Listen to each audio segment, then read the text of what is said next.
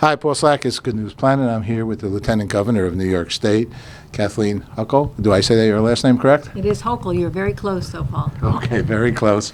You were born upstate here in New York, right? Yes, I was. I was born in Buffalo, actually Lackawanna, a steel town outside of Buffalo, and humble beginnings. My parents used to live in a trailer park when my dad worked at the steel plant, but very typical of a Western New Yorker during the 60s and 70s, and it was a great place to grow up. Buffalo's a great town. I had the excitement in my life when I went up. I did an I Love New York campaign up in the Finger Lakes, and we came down and we went into Buffalo, and Buffalo is quite cool. It's even cooler now. The last 5 or 6 years, there's been an extraordinary transformation. The Outer Harbor finally embracing our greatest asset, which is the lakes. Niagara Falls close by, but also even the Buffalo River, which had been polluted and given up for dead, and now there's people kayaking on it and water biking. We created a bicycle that floats on water. There's floating tiki bars, and there's a lot of energy now. So it's a great place for young people. So I've lived long enough now to see a complete revitalization of my hometown, and it's been great. And Governor and I have worked very hard to bring back upstate communities that have been forgotten literally for 40 years. And so I'm very proud of it. So New York State, I am born in Tarrytown, New York, so I'm a real New Yorker. And I grew up in a little small town, Tarrytown, and it was quite diverse. New York is a very, very diverse state, isn't it, from people from all around the world?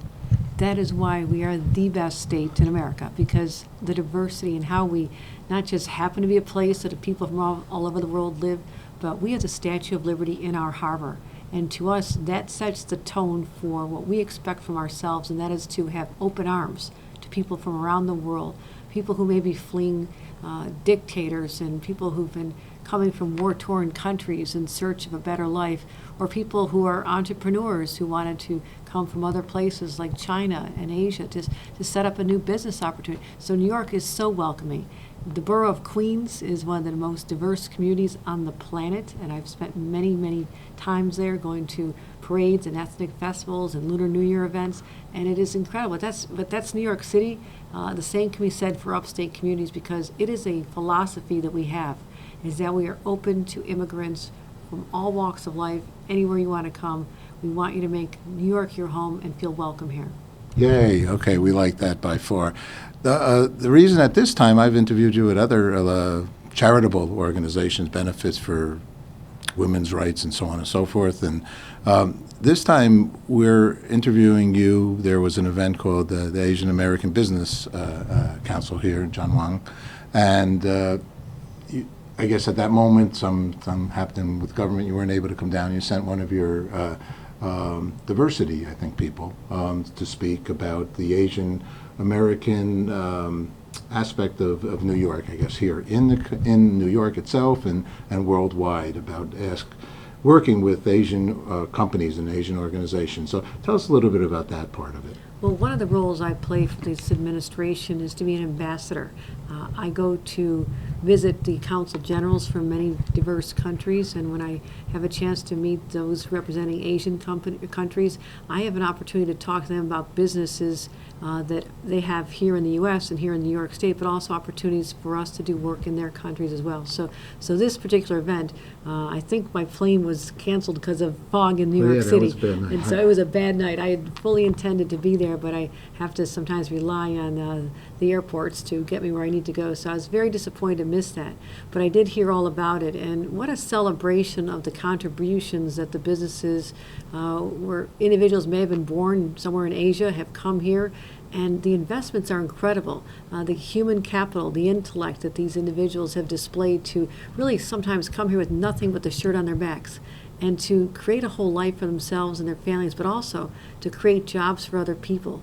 And most of them start as small business, a lot of mom and pop businesses, but because they're so entrepreneurial, they work so hard, they have a strong work ethic, that they often can grow their businesses even bigger and stronger. So we truly value the contributions of the Asian business community, and to have an opportunity to celebrate them and to say we are so happy and so proud that you have made New York State your home. It was a wonderful event. I heard all about it. It was, and we broadcast a lot of it. We did some interviews with I guess some of the honorees also, some of the top Fortune 200 companies were in that room. And PepsiCo representative was also honored, and SAP, and so on and so forth. It just was really a special event. One of the things that were discussed there was women's minority outreach that the state of New York does. What's that all about? That is what we call the MWBE program, Minority and Women-Owned Businesses. And you should be proud to know that our home state of New York has the most aggressive standard and goals to have minority-owned businesses get bigger shares of state contracts. In fact, we have a 29% investment rate with people who are from companies like that meet that description. And what it does is it gives people who otherwise may not have a shot to get some of these bigger dollars an opportunity to level the playing field, because many times there's language is a barrier. They don't know the old boys system. They're not at the country club rubbing elbows trying to get business deals. They're out there working hard. And so we have allocated over $2 billion of money from state contracts, all kinds of contracts, whether it's infrastructure, education, social services, and to make sure that women and minority-owned businesses have a fair shot at those. And it's been wildly successful.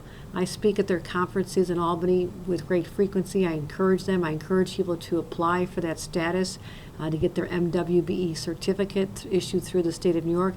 And once they have that and they're certified, they can apply for all kinds of business opportunities. And that can often be the catalyst for them to be propelled into a much more profitable operation, and they can expand, hire more people. So it's been wildly successful.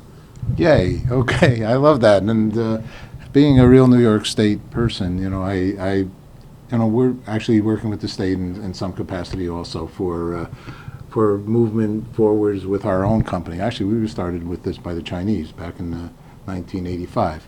And in multicultural marketing and advertising. I actually did the I Love New York campaign at one point to the Chinese and some of the ethnic communities. The state has really supported my own company, and we look towards a greater growth with the state of New York. So I'm very honored by far. And I even had a chance to interview Matilda Cuomo, the governor's wife, mother, and that was a beautiful, and that was, she was, I think she stands for what New York State stands for and what Mario Cuomo has stood for in New York. And having lived here my whole life, it was equality. And you have a thing, no hate in our state. I've always found that New York has been very, very open-minded and considerate of all. That is exactly correct. And with what's going on in Washington today, I believe that Americans all over need to know that our entire country is not painted with one brush based on what someone says or tweets about other people. That you can come to a place like New York. Well, we will respect you and honor you and support you regardless of the color of your skin or which God you worship or what country you came from. And that to me is something that makes us so special and so unique. And particularly in 2019 with what we've been dealing with and overt racism and discrimination, it is a very hostile environment if you're not a white individual. And we have to break that down and not start going backwards to a time when discrimination and racism was more rampant. I want to make sure that we look at a future where we embrace our diversity and celebrate it and view it as a strength, as we do here in the state of New York. Yeah, I think it's almost inbred here as New Yorkers. I mean, we're known to be vocal and verbal and say, please move away or move over in the subway and so on and so forth. But it's almost expected that it's not taken as an insult. It's taken as part of life. Right. Our daily life is really a very, how could all these millions of people come into New York and we have peace every day? That's right. That's right. It's a miracle. It is, but individuals make it happen. And so New Yorkers, while they are tough, they also say you pick on one of us, you're picking on all of us. And I've said that at many rallies in support of people who've been discriminated against or communities that have been ostracized, whether it's the LGBTQ community, whether it's the Asian community, whether it's people from the Hispanic community. We have seen so many assaults on different groups that I have taken that opportunity standing with others to say, You attack one of us, you've just picked a fight with 20 million New Yorkers, and you do not want to go there. There you go. Last question. We're involved with Woodstock Forever, Peace, Love, and Hope. We did the 20th anniversary of Woodstock with Richie Havens, Brooklyn boy, in Times Square, New York, and the crossroads of the world. And in our movie, it's all about that time and speaking about next generations. That's what Richie talked about. And we've added current people talking about what makes life peaceful and loving and hopeful. So I'd like to ask you, what is the Lieutenant Governor of New York? What is hope for you? I have two different points of view on this. One is deeply personal, and that for myself and my family, I hope that my children are healthy and that I can continue to be elected to positions to serve the people. But I've now moved away from what is hope for me to realizing that in my position, I can bring hope to others. And it is far more satisfying and rewarding to be able to go to a underserved community here in the 5 boroughs or to go to a remote part of our state. And just by showing up and walking their streets and holding their hands and talking to them, that I can bring them hope and the belief that their state government truly cares about them. So beyond just hoping for good things for myself and my family, I've been elected official for 25 years, and that confers a responsibility that I bring hope to others, and it is a powerful tool that I use in my position to try and make people believe that their best days do lie ahead.